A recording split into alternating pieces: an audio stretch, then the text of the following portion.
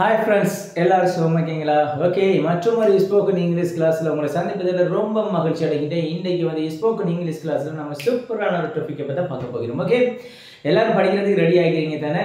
Okay, எல்லாரும் வந்து படிக்கிறதுக்கு ஆர்வமா இருக்கீங்க அப்படின்னு நினைக்கின்றேன். ஓகே, அதனால தான் நான் படிப்பிக்கிறேன். ஓகே, சரி, எல்லாம் கிளியரா?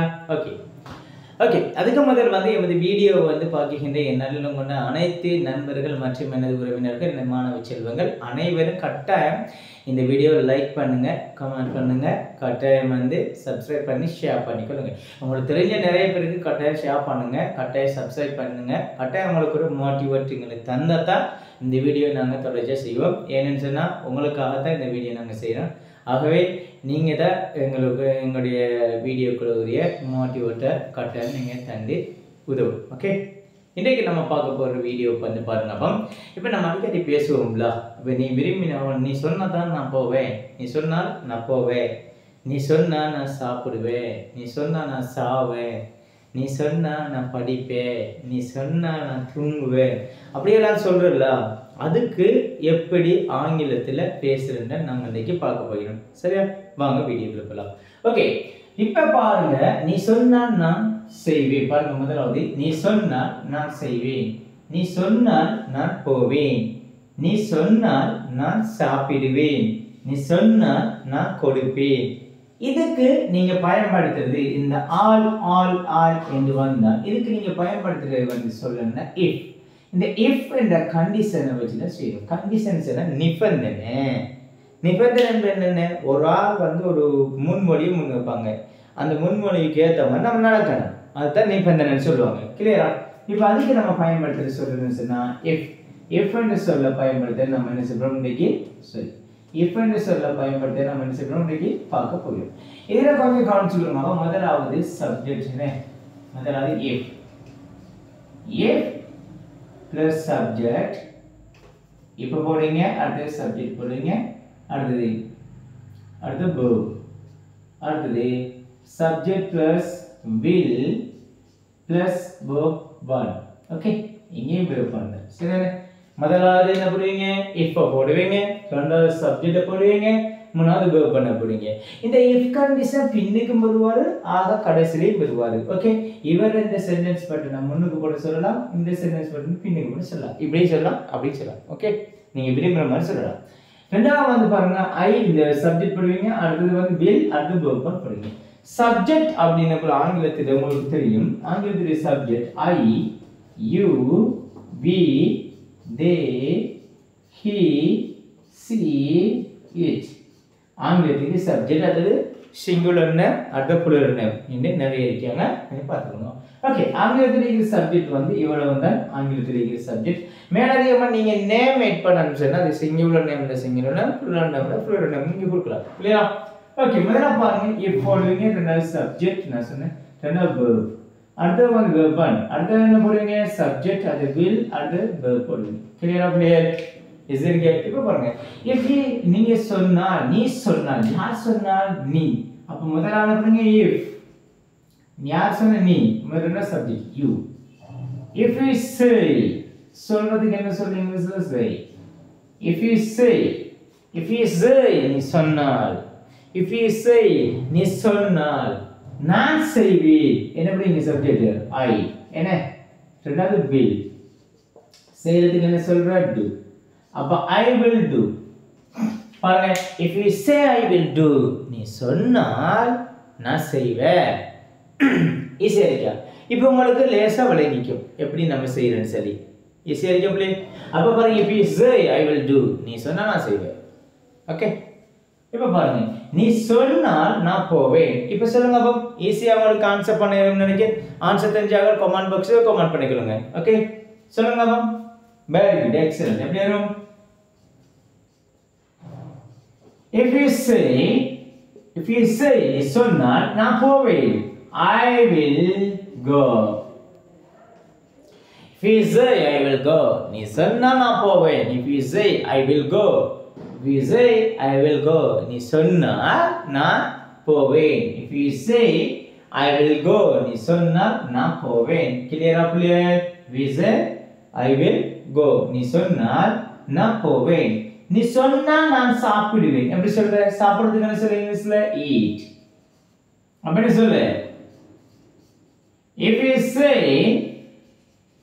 you say I will eat if you say I will eat நீ சொன்னா நான் சாப்பிடுவேன் if you say I will eat நீ சொன்னா நான் சாப்பிடுவேன் அடுத்து பாருங்கப்பா நீ சொன்னா நான் கொடுப்பேன் கொடுக்கிறதுக்கு என்ன சொல்ல இங்கிலீஷ்ல give கொடுக்கிறதுக்கு give ன்னு சொல்ற வாங்குறதுக்கு give ன்னு சொல்ற சரி வாங்குறது எடுக்கிறதுக்கு தாங்க என்று கேட்கிறது give ன்னு சொல்ற ஓகே நீ சொன்னால் என்ன சொல்ற if you say நீ சொன்னால் I will give நான் கொடுப்பேன் if you say I will give நீ சொன்னா நான் கொடுப்பேன் இதை இப்படி மாத்தி சொல்லலாம் அப்படி I will do if you say இப்படி சொல்லலாம் I will go if you say I will eat if you say I will give if you say இப்படியும் சொல்லலாம் if you say I will do இப்படியும் சொல்லலாம் ஈஸியா கேட்கலையே ஈஸியா விளங்குதா ஓகே உங்களுக்கு நான் 3 கேள்வி கேட்கிறேன் 3 கேள்விக்கு ஆன்சர் பண்ணுங்க சரியா அடிக்கடி அப்படியே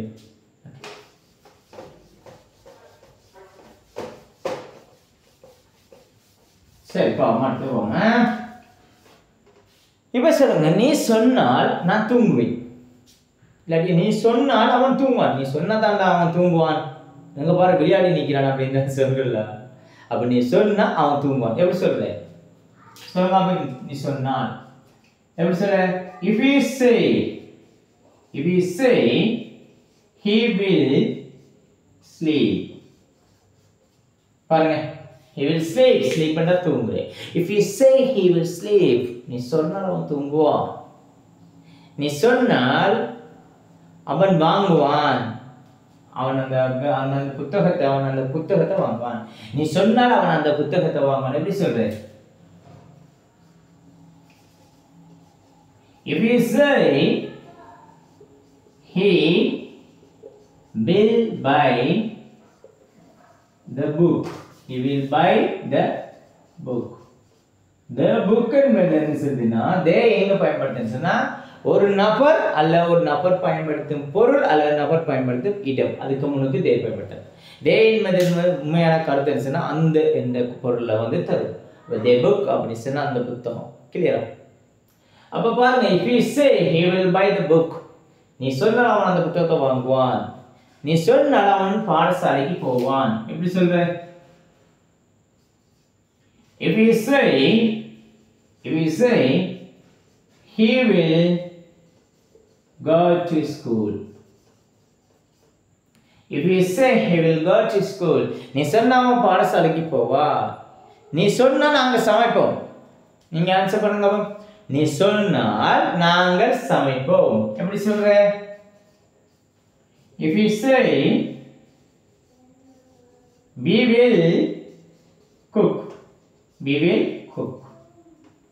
நீ சொன்னா நாங்க சமைப்போம் if you say we will cook நீ சொன்னா நாங்க சமைப்போம் if you say we will cook ஈஸியா கேப்பல அப்ப இந்த if என்ற சொல்ல பயன்படுத்தி எப்படி நம்ம பயன்படுத்தி பேசுறோம்னு சொல்லி நம்ம நீ சொன்னா நான் போவேன் நீ சொன்னா நான் தூங்குவேன் நீ சொன்னா நான் இருப்பேன் நீ சொன்னா நான் டான்ஸ் ஆடுவேன் அப்படி சொல்லி நிறைய சென்டென்ஸ் பாத்தீங்க இதை நீங்க வந்து உங்களோட பயிற்சி கோப்பில எழுதி உங்களோட பிராக்டிகல் லைஃப்ல கொண்டு வந்தீங்க நிச்சயமாக உங்களால 100 இது ஆங்கிலம் பேசிடலாம் அதுல எந்த வித மாற்றமும் இல்லை சரியா இப்போ நான் உங்களுக்கு 3 கேள்வி சொல்றேன் அந்த 3 கேள்விக்கான ஆன்சரை நீங்க பண்ணி கமெண்ட் பாக்ஸ்ல கமெண்ட் பண்ணிக்கணும் ஓகே முதலாவது பாருங்க நீ சொன்னால் நான் ஓடுவேன் நீ சொன்னால் நான் ஓடுவேன் முதலாவது இரண்டாவது நீ சொன்னால் நான் படிப்பேன் நீ சொன்னால் நான் படிப்பேன் மூணாவது நீ சொன்னால் நான் வந்து என்ன செய்வேன் பாடுவேன் நீ சொன்னால் நான் பாடுவேன் சரியா இந்த 3 கேள்வி கட்டாயம் இந்த வீடியோ எழுதி கட்டாயம் கமெண்ட் பாக்ஸ்ல கமெண்ட் பண்ணி கொடுங்க ஓகே அடுத்த ஃபைட்டை போவோம் நம்ம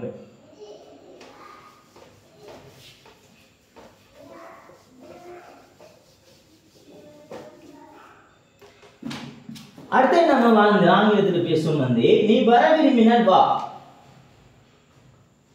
நீ வர விரும்பினால் வா. இப்படி நம்ம பேசுவோம் பாருங்க. அப்போ நான் சில உங்களுக்கு 5 சென்டென்ஸ்ல பாருங்க.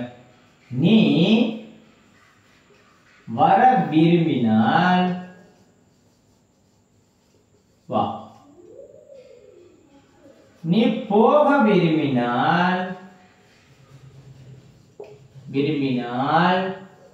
போ. நீ சாப்பிட விரும்பினால்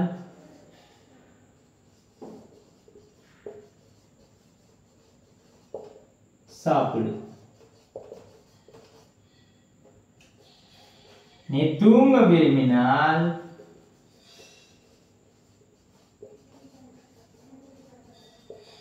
தூங்கு. ஓகே, இப்ப பாருங்க இந்த 4 சென்டென்ஸ் உங்களுக்கு கிடைக்கிறது. இந்த 4 சென்டென்ஸ் வந்து நம்ம முன்னெழுதின சென்டென்ஸ்ல இருந்து கொஞ்சம் வித்தியாசப்படுது. விளங்குதா? அங்க நம்ம என்ன சொன்னோம்? இஃப் யூ சே அப்படி சொன்னோம். இங்க கொஞ்சம் வித்தியாசப்படுது. இங்க போய் நல்லா கவனிச்சுக்கணும். 2 verb வந்தியாங்க, 2 வினைச்சொல். இங்க பாருங்க, வர விரும்பினால் வா, போக விரும்பினால் போ, சாப்பிட விரும்பினால் சாப்பிடு, தூங்க விரும்பினால் தூங்கு. அப்ப 2 verb வந்தியா பாருங்க. verb 2 verb வந்தியா நமக்கு 2 வினைச்சொல் வந்து. இதை ஆங்கிலத்தில் எப்படி சொல்றேன்னு நம்ம பார்க்கணும். ஓகே, இதை கொஞ்சம் கவனிச்சுக்கணும். இதை ஒன்று நம்ம நீ வர விரும்பினால் வா எப்படி சொல்லும்? அதுக்கு if தான் வருது. if you want to come, comma போட்டு come பண்ணுங்க. ஏன் சார் முதல்ல நீங்க பாருங்க, if you want to come அதை நீங்க யூஸ் பண்ணுங்க. நீங்க யூஸ் பண்ண வேண்டிய வார்த்தை வந்து என்னன்னா, இதுக்கு if you want to இந்த சொற்றொடரை வச்சு தான் நம்ம என்ன செய்றோம், நம்ம பேசுறோம். ஓகே, அப்ப பாருங்க, if you want to come, நீ வர விரும்பினால் வா. இப்போ உங்களுக்கு ஈஸியா அந்த கான்செப்ட் விளங்கிக்கும்னு நினைக்கிறேன். இப்போ ரெண்டாவது சொல்லலாம். நீ போக விரும்பினா போ. எப்படி சொல்லும்? if you want to go. If you want to go, go. நீ போக விரும்பினால் போ. If you want to go. நீ போக விரும்பினால் போ. நீ சாப்பிட விரும்பினால் சாப்பிடு. எப்படி சொல்லும்? If you want to eat, eat. நீ சாப்பிட விரும்பினால் சாப்பிடு. நீ சாப்பிட விரும்பினால் சாப்பிடு. நீ தூங்க விரும்பினால் தூங்கு. இப்போ ஈஸியா சொல்லுங்க. ஓகே, எப்படி சொல்லுவீங்க? if you want to sleep, sleep. பாருங்க, அப்ப நம்ம क्वेश्चन சொல்ல பாருங்க. if you want to இந்த சொல்ல வச்சு தான், இந்த present verb வச்சு தான், இந்த சொற்றொடரை வச்சு தான் நம்ம இங்க பேச போறோம். Okay, if you want to come, நீ வர விரும்பினால் வா. நீ வர விரும்பினால் வா. if you want to go, நீ போக விரும்பினால் போ. if you want to eat, நீ சாப்பிட விரும்பினால் சாப்பிடு. if you want to sleep, நீ தூங்க விரும்பினால் தூங்கு. ஈஸியா இருக்கா? இப்போ நான் உங்கள்ட்ட ஒரு 2 கேள்வி சொல்லுங்க. நீ பாட விரும்பினா பாடு, உண்ட விருப்பம். நாங்க ஒன்றும் செய்யல. நீ பாட விரும்பினா பாடு. எப்படி சொல்ற? if you want to sing, போட்டு sing பண்ணுங்க. நீ பாட விரும்பினால் பாடு. ஆமா, நீ பாட விரும்பினால் பாடு. எப்படி சொல்றது பா? நீ பாட விரும்பினால் பாடு. எப்படி சொல்ல பாருங்க. if you want to sing, போட்டு sing. if you want to sing, நீ பாட விரும்பினால் பாடு. நீ டான்ஸ் ஆட விரும்பினா ஆடு. எப்படி சொல்ற? if you want to dance, dance. நீ ஆட விரும்பினா ஆடு. வாப்பா, நீ ஆட விரும்பினா ஆடுப்பா, எங்கிட்ட ஓட்டாதே, ஓ வேலையை நீ பாரு, அப்படி இல்லாம சொல்லல. அது if you want to dance, நீ ஆட விரும்பினா ஆடு. நீ பேச விரும்பினா பேசி. அப்ப பாருங்க, if you want to talk, talk. நீ பேச விரும்பினா பேசு. நீ படிக்க விரும்பினா படி. எப்படி சொல்ற? if you want to study, study. அப்ப if you want to study, study. நீ படிக்க விரும்பினா படி. ஓகே, எஸ்ஏ விளங்கிக்கும் நினைக்கிறேன் இந்த கான்செப்ட். ஓகே, உங்கள்ட்ட 2 கேள்வி சொல்ல, அந்த 2 கேள்வியும் கரெக்டாக நீங்க செஞ்சு கமெண்ட் பாக்ஸ்ல போடுங்க. ஒன்று, நீ சமைக்க விரும்பினால் சமை. நீ சமைக்க விரும்பினால் சமைச்சுக்கோ. ரெண்டாவது, நீ ஆங்கிலம் கற்றுக்கொள்ள விரும்பினால் ஆங்கிலத்தை கற்றுக்கோ. ஈஸியா இருக்கா? அப்போ உங்களுக்கு ஈஸியாக விளங்கிக்கும் நினைக்கிறேன் இந்த கான்செப்ட். அடுத்த கான்செப்டுக்கு வருவோம். நம்ம கொஞ்சம் கான்செப்டுங்க. ஓகே, இப்போ இந்த எஃப் கண்டிஷன்ல இருந்து நம்ம வேற செக்ஷனுக்கு வரும். இப்போ பாருங்க, நான் ஒரு சின்ன சொல்ல வச்சு தான் உங்களுக்கு இந்த அடுத்த செக்ஷனுக்கு வரேன். இந்த ஃபோர் என்னன்னு உனக்கு இக்காக, அடுத்து வந்து for you. இதை வச்சு நம்ம டிவிஷன். for you என்ன? உனக்காக. for னா இக்காக, for you உனக்காக, for him அவனுக்காக, for her அவளுக்காக, for it அதுக்காக, for us எங்களுக்காக, for them அவர்களுக்காக, for me எனக்காக. விளங்கிட்டா பிள்ளையே? for my father என்னுடைய அப்பாக்காக, for my sister என்னுடைய சிஸ்டருக்காக, for you your brother உன்னுடைய சகோதரனுக்காக. கிளியரா? ஓகே, இப்போ இந்த for you ன்னு சொல்லி உனக்காக எங்க வச்சு பேசுறேன். இத நான் 3 டென்ஸ்ல பேசுறேன். ஒன்று present simple present tenseல பேசுறேன். இரண்டாவது simple past pastல பேசுறேன். மூணாவது simple futureல பேசுறேன். நல்லா புரிஞ்சுக்கோங்க. முதலாவது simple present tenseல பேசுறேன். நல்லா புரிஞ்சுக்கோங்க. எப்படி simple present tenseல நம்ம பேசுறேன்னு சொல்லி பாப்போம். இப்போ பாருங்க, நான் உனக்காக வருகிறேன். எப்படி சொல்றேன்? நான் உனக்காக வருகிறேன். இதுல போன பாருங்க, subject plus verb plus அடுத்து for you. verb பண்ண போறோம். கிளியரா? நான் உனக்காக வருகிறேன். என்ன சொல்ற? I subject. I come. என்ன? I come for you. I come for you. நான் உனக்காக வருகிறேன். I come for you. நான் உனக்காக வருகிறேன். I come for you. நான் உனக்காக வருகிறேன். நான் உனக்காக வருகிறேன். I come for you. நான் உனக்காக வருகிறேன். I come for you. நான் உனக்காக வருகிறேன்.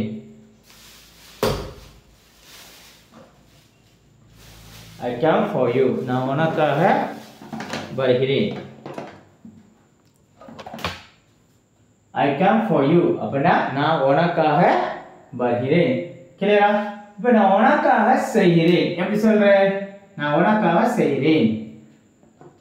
I do for you. I do for you. நான் உனக்காக செய்கிறேன். I do for you. நான் உனக்காக செய்கிறேன். I do for you. நான் உனக்காக செய்கிறேன். நான் உனக்காக சமைக்கிறேன். எப்படி சொல்றேன்? நான் உனக்காக சமைக்கிறேன். I cook for you. I cook for you. நான் உனக்காக சமைக்கிறேன். I cook for you. நான் உனக்காக சமைக்கிறேன். ஈஸியா கேப்லே.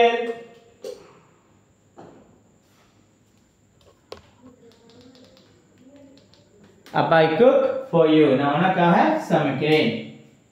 அடுத்த பாருங்க, அப்ப நான் உனக்காக சாப்பிடுறேன். I eat for you. நான் உனக்காக சாப்பிடுறேன். ஈஸியா இருக்கா? இப்போ உங்களுக்கு ஈஸியாக விளங்கிக்கா அப்படின்னு சொல்லி நான் நம்புகிட்ட நல்லா காமிச்சுக்கொள்ளுங்க. கிளியர் ஆகியா? ஓகே, அடுத்து பார்ப்போம். இதை அடுத்து வந்து பாருங்க, பாஸ்ட்ல சொல்லப்படுறேன். நான் பாஸ்ட்ல சொல்றேன்னா நீங்க ஒண்ணுமே சொல்லல, இந்த verb மட்டும்தான் மாத்துது. verb மட்டும்தான் நீங்க என்ன செய்யணும்? மாத்தணும். இங்க verb to verb past சொல்லலாம். simple past. அப்ப subject plus verb to plus for you நீங்க போட போறீங்க. கிளியரா? அப்ப பாருங்க அப்போ கம் நான் உனக்காக வருகிறேன் இப்படி உனக்காக வந்தேன் எப்படி வரப்போற வந்தேன் உனக்காக வந்தேன் எப்படி வருவார் உனக்காக வந்தேன் அப்ப I came for you நான் உனக்காக வந்தேன் I came for you நான் உனக்காக வந்தேன் I came for you உனக்காக நான் வந்தேன் ஈஸியா இருக்கா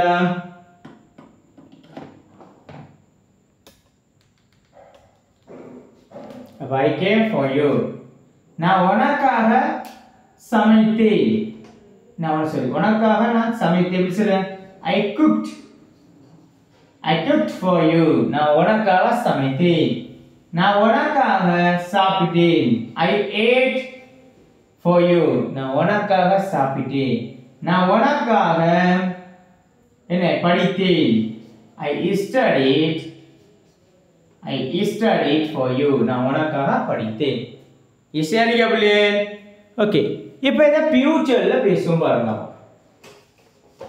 ஃபியூச்சர்ல அதாவது எதிர்காலத்துல எப்படி பேசுறது பாப்போம் இது எதிர்காலத்துல பேசக்கூடிய லேசி பிள்ளை subject plus will plus verb 1 plus for you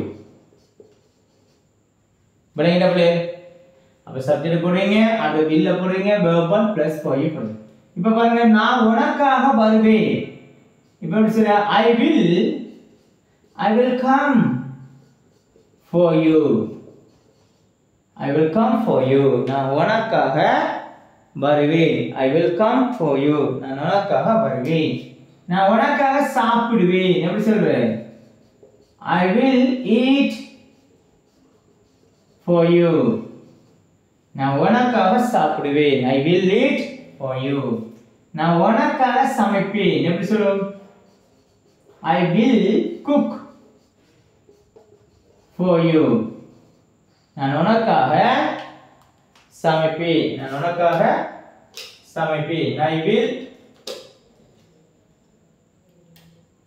I will eat for you நான் உனக்காக சமைப்பேன்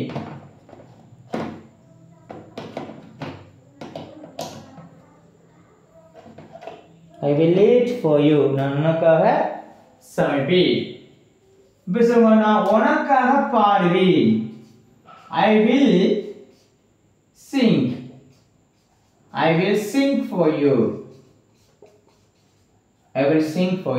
ஈஸியா இருக்கா அப்ப இந்த கான்செப்ட் ஈஸியா உங்களுக்கு விளங்கிக்கணும்னு சொல்லி நான் நம்புகிறேன் ஓகே உங்களுக்கு நான் ஒரு 2 கேள்வி தரேன் அந்த 2 கேள்வியும் செய்து நீங்க கமெண்ட் பாக்ஸ்ல போடுங்க கமெண்ட் பாக்ஸ்ல போடப்போ நீங்க சிம்பிள் பிரசன்ட் டென்ஸ்ல செய்யணும் அடுத்து சிம்பிள் பாஸ்ட்க்கு அதை மாத்துங்க அடுத்து ஃபியூச்சருக்கு மாத்துங்க முதலாவது நான் உனக்காக நல்லா கேளுங்க நான் முதலாவது சொல்றேன் நான் உனக்காக வாங்குவேன் நான் நல்லா கேளுங்க நான் உனக்காக வாங்குவேன் இரண்டாவது நான் உனக்காக செய்வேன் சரி நான் உனக்காக வாங்குறேன் இரண்டாவது நான் உனக்காக செய்கிறேன் வாங்குறதுக்கு இங்கிலீஷ்ல சொல்றோம் பை அப்ப நான் உனக்காக வாங்குறேன் இரண்டாவது நான் உனக்காக செய்றேன் அப்ப நான் உனக்காக வாங்குறேன் நான் உனக்காக செய்றேன் ஓகே இத நீங்க 3 டென்ஸ்க்கு கட்டாயம் செய்து கட்டாயம் கமெண்ட் பாக்ஸ்ல கமெண்ட் பண்ணிக்கோங்க இந்த வீடியோ உங்களுக்கு பூரணமாக விளங்கிக்கும் அப்படி சொல்லி கம்ப்ளீட்டா விளங்கிக்கும் அப்படி சொல்லி நான் நம்புகிறேன் ஓகே மற்றொரு வீடியோவில் உங்களை சந்திக்கும் வரை உங்களிடமிருந்து விடைபெற்று செல்லும் உங்கள் முர்ஷத் ஓகே பை பை